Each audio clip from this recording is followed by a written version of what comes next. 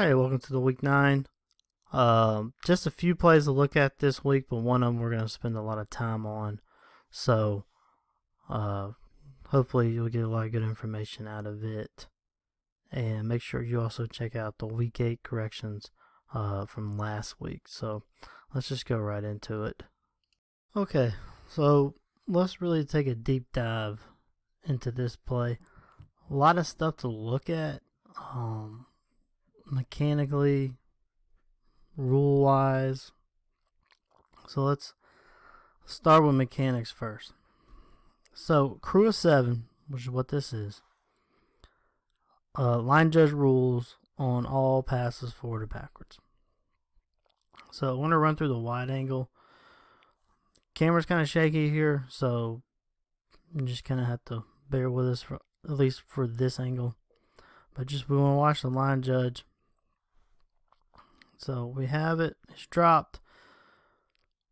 So proper mechanics here: when that ball is released, we want the line judge signaling backward or forward, and only the line judge. And that's important because the one thing you want to avoid is one wing official ruling forward, the other one ruling backwards. So we designate just one official doing it, and hopefully alleviates all of that. That's kind of why we put the onus on one official. So that's the first thing. The line judge in a crew of 7, he is the only one who makes that call forward or backwards. So we want you, when the ball is released, you're punching forward, maybe you're punching backwards, whichever one it is. The other thing is, when we have the drop like this, we really want to sell this. If we're ruling this a forward pass, we want to come in hard and sell this. I know there's a lot to be said about poise. And if you watch the video, you've seen we're big on poise, especially ruling on touchdowns, running complete passes, stuff like that. But in some situations, you got to sell. And this situation, let's come in, let's sell this, because they think they got a scoop and score here. So we really, really want to come in hard and sell this call. And this one is tough, especially because this isn't, your normal quarterback takes a shotgun pass, just turns and throws it real quick. This is, he's coming backwards. He's well behind the line of scrimmage. Line of scrimmage looks to be 12, 13. And this all happens about 21, 22. So we're well behind the line of scrimmage. So that complicates matters too. That makes it a little bit harder for the line judge to make this call. So that's one thing.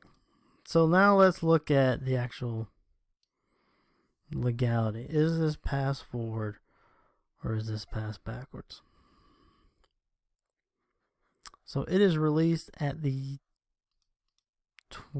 where it's released at, 21. So you go by the release point of the ball to the contact point of the ball. That's how we're going. Is it forward or backward? Release point of the ball, contact point of the ball. So here we have it. Release point of the ball, 21. And then it comes down to where's the ball when it is contacted. So you're not looking at feet, you're looking at the ball. So this one was close. And you can tell even if you're the line judge standing at the 12, now you're going to make this determination, it becomes even closer. So that is on this one. Release point of the ball to the contact point of the ball. Appears to be on the 21. Again, angles come into play here. This is hard to tell, but you also got to take into consideration too, we're talking about angles on the field, live action. If it is close like this is too close to rule backwards. We want no cheap turnovers. We don't have replay to bail us out. So if it is close, we're always going to go forward.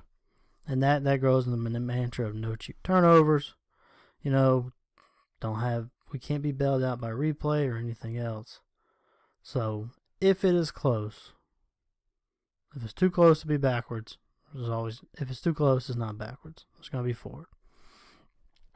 So a lot of stuff was done right here. So there are a few things we could have done better. Like I said, we could have sold it better. That's one thing.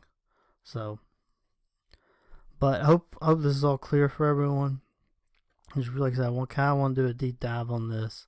We spent over 5 minutes talking about the mechanics of it, the legality of it. So I hope this is a clearer picture than it had been. Alright, let's move on to something else. We saw this a little bit in a game earlier in the season. Teams lining up for it'd be a fake or whatever. But this is specifically they're lining up. It's during a try. There's a 2-point conversion, so they're specifically lining up for a 2-point conversion. And it's hard to see it here, but let me.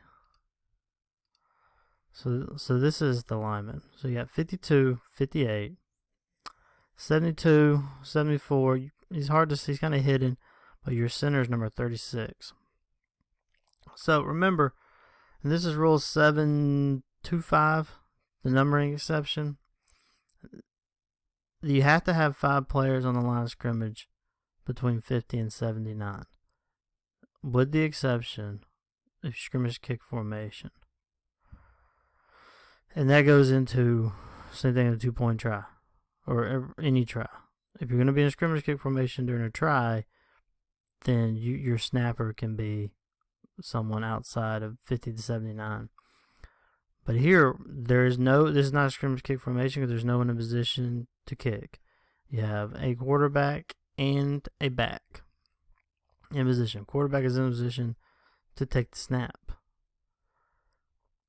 So the snapper in this situation has to be between the numbers of 50 and 79. So you can see what they do. I mean, this is a regular play. It's not a scrimmage kick play.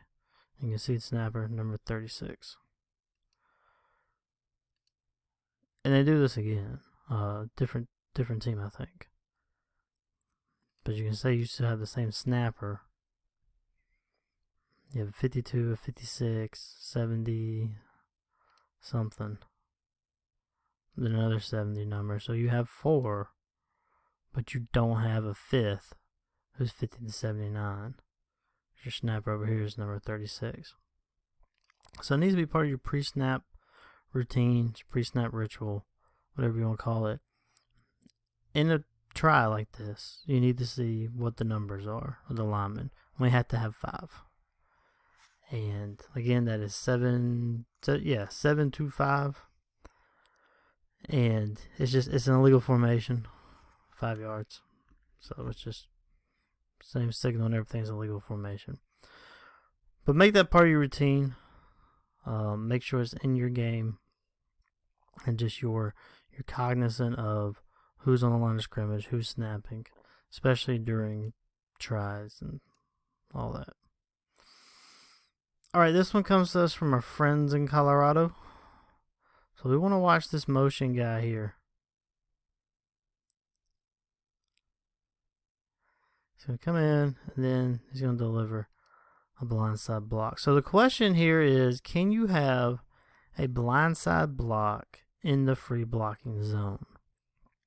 So if we look at the free blocking zone, the only illegal block in the free blocking zone, other than the stipulations we have, chop block and clipping. Can't clip in the free blocking zone. And of course, you can't chop block. You can block below the waist if you meet certain limitations. You can block in the back if you are in the free blocking zone. But you have to; those players have to be within those parameters of the free blocking zone.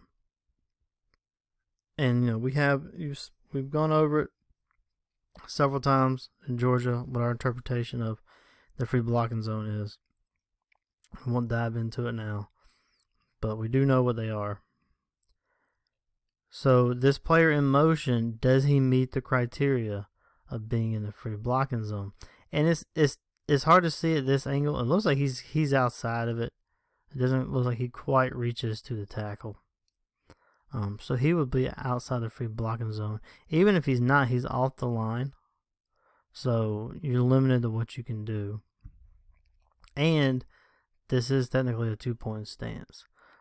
So even if he were in the free blocking zone and on the line, his action would have to be immediate. Well, if he's going in motion, he can't be. It would be illegal anyway because he wouldn't be on the line. But you know what I'm saying. So this is illegal in this situation. And so this would be an illegal blindside block. Right there. Now, as far as the keys goes, this is tricky. So you have that is the whether you're crew of 6, crew of 7, that's your field judge or side judge, outside receiver. So it is a snapshot of the formation at the snap. Like imagine yourself taking a picture of the formation at the snap. That's what you're gonna have.